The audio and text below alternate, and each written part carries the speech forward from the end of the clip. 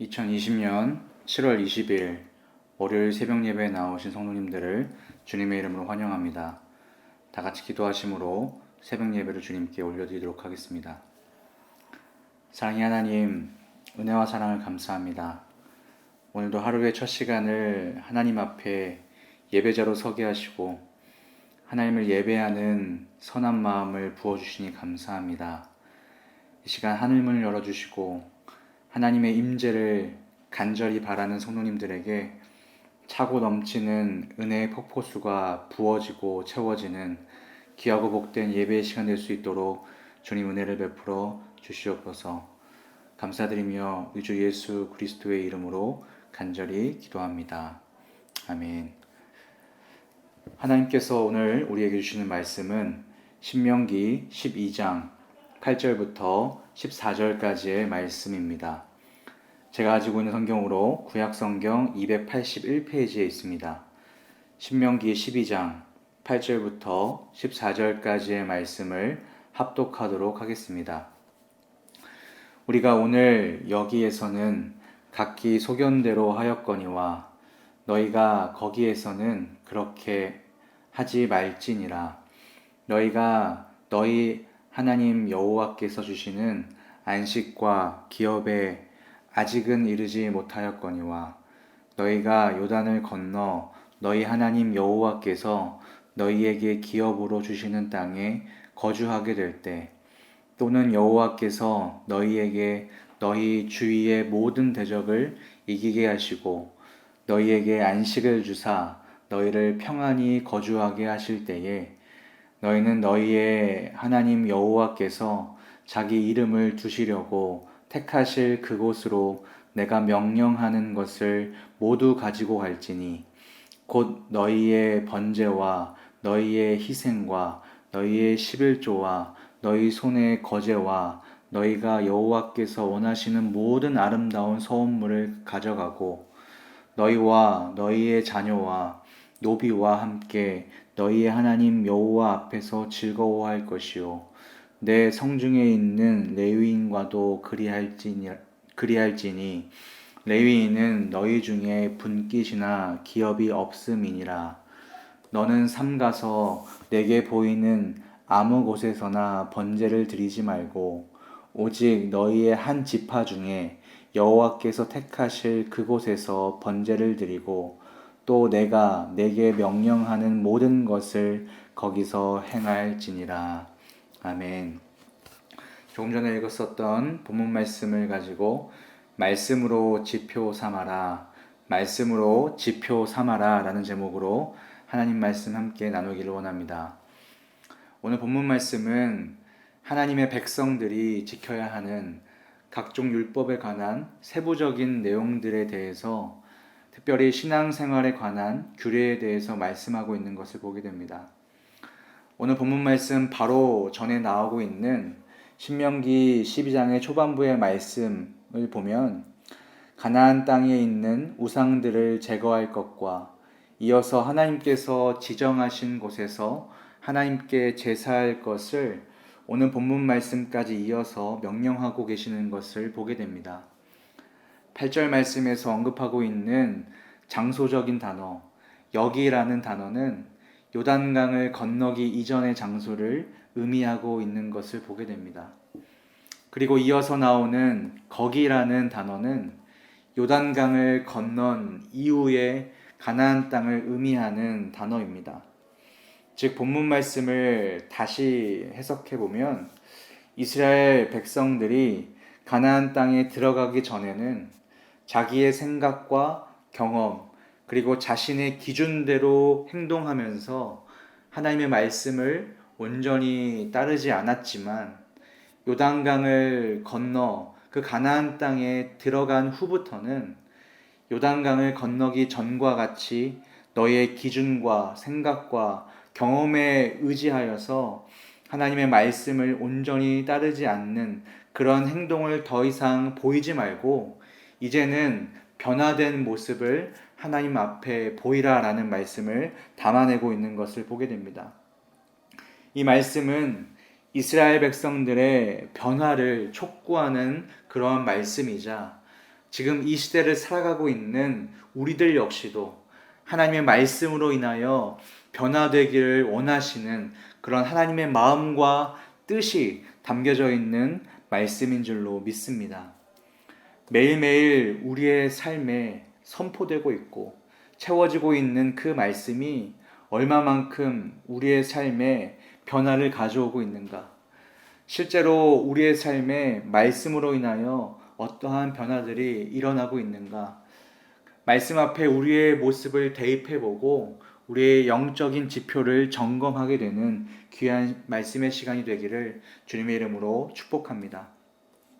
이스라엘 백성들이 자주 보여주었던 연약함은 바로 하나님의 선택받은 백성이었음에도 불구하고 하나님의 말씀을 온전히 의지하고 신뢰하는 그러한 모습보다 자기 자신만의 생각과 기준을 가지고 계속해서 반복해서 행동했었던 그런 이스라엘 백성들의 오래된 그런 습관과 같은 모습들을 우리는 보게 됩니다.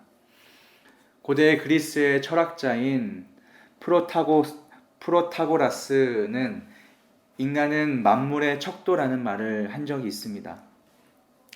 이 말의 의미는 진리의 기준이 각 개인의 판단에 달려 있다는 것을 시사하는 말입니다. 그런데 이러한 사상이 단순히 과거에만 존재했던 것이 아니라 오늘 우리가 살아가고 있는 이 시대 역시도 포스트 모더니즘이라는 말로 불리면서 동일하게 나타나고 있는 것을 우리는 보게 됩니다. 많은 세상 사람들이 절대 진리를 믿지 않고 자기 눈에 좋으면 선이라고 생각하고 자기 눈에 좋지 않으면 나쁜 것으로 생각하는 그러한 모습들입니다. 좋고 나쁨의 기준이 지극히 자기 자신의 눈높이라는 것을 우리는 볼 수 있습니다. 그러나 하나님의 은혜를 입은 하나님의 자녀, 저와 여러분들은 우리들 눈에 좋은 것을 좋고 나쁨의 기준으로 그렇게 삼아가는 인생이 아니라 우리의 인생의 절대 진리가 되는 하나님의 말씀이 기준되는 그러한 삶을 살아가는 사람이라는 사실을 기억하기를 소원합니다. 하나님의 말씀으로 인하여 하나님을 믿는 그 믿음으로 인하여 우리들의 삶이 하나님께서 기뻐하시는 모습으로 변화된 삶을 살아내는 그러한 그리스도인이 되어야 한다는 사실을 우리가 기억하기를 축복합니다. 그렇다면 우리의 삶 가운데서 어떻게 하면 변화된 삶을 살 수 있게 됩니까? 갈라디아서 2장 20절 말씀에 보면 이렇게 말씀하고 있습니다. 내가 그리스도와 함께 십자가에 못 박혔나니 그런즉 이제는 내가 사는 것이 아니요 오직 내 안에 그리스도께서 사시는 것이라. 이제 내가 육체 가운데 사는 것은 나를 사랑하사 나를 위하여 자기 자신을 버리신 하나님의 아들을 믿는 믿음 안에서 사는 것이라. 아멘. 이 말씀을 보면 나는 십자가에서 죽어지고 내 안에 예수 그리스도가 주인 되셔서 살 때 예수로 인하여 비로소 진정한 인생의 변화를 경험하며 살게 될 줄로 믿습니다. 하지만 위에서 언급했던 모습과는 반대로 각자의 삶에서 예수 그리스도가 주인 되셔서 내 삶을 이끌어 가시는 그러한 인생을 사는 것이 아니라 내가 드러나고 내가 중심된 그러한 인생으로 또한 자기의 소견대로 행동하게 되는 것을 보게 됩니다. 그러나 하나님께서는 너 자신이 보는 것이 판단의 기준이 되지 않도록 주의해야 한다라고 분명하게 말씀하고 있는 것을 우리는 확인할 수 있습니다. 왜 그렇게 말씀하시고 있냐면 하나님께서는 인간의 눈에 좋아 보이는 곳에 임재하시는 분이 아니라 하나님의 마음이 향해 있고 하나님께서 원하시는 곳에 임재하시는 분이시기 때문입니다. 때로는 우리들은 하나님께 예배드리는 우리들의 마음을 점검하는 것보다 화려한 조명과 최첨단 영상, 음향기기에 더 많은 관심을 쏟을 때가 많은 것 같습니다. 당연히 최고의 예배 현장을 만들어가는 것은 중요합니다.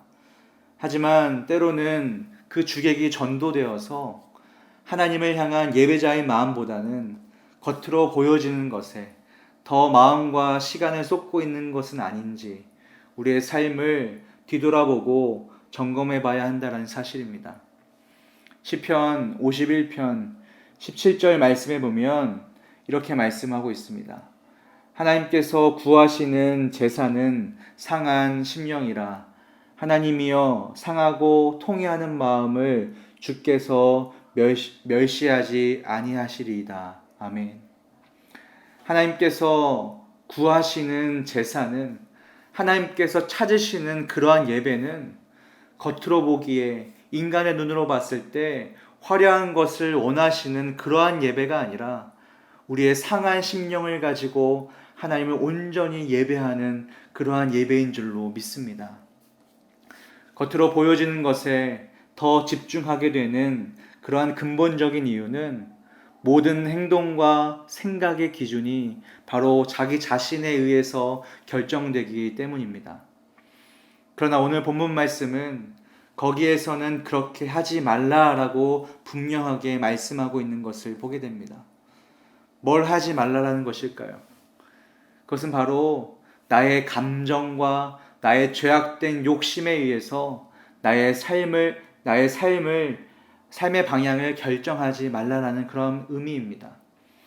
마찬가지로 영적인 이스라엘 백성, 교회 공동체인 저와 여러분들 역시도 내가 정한 기준과 계획이 아닌 하나님께서 말씀하신 그 명령에 의해서 우리들의 인생의 작은 부분 하나까지도 결정되고 그 하나님의 말씀과 명령에 따라 움직이는 그러한 인생을 살아야 한다는 것을 우리에게 말씀해 주고 있다는 사실입니다.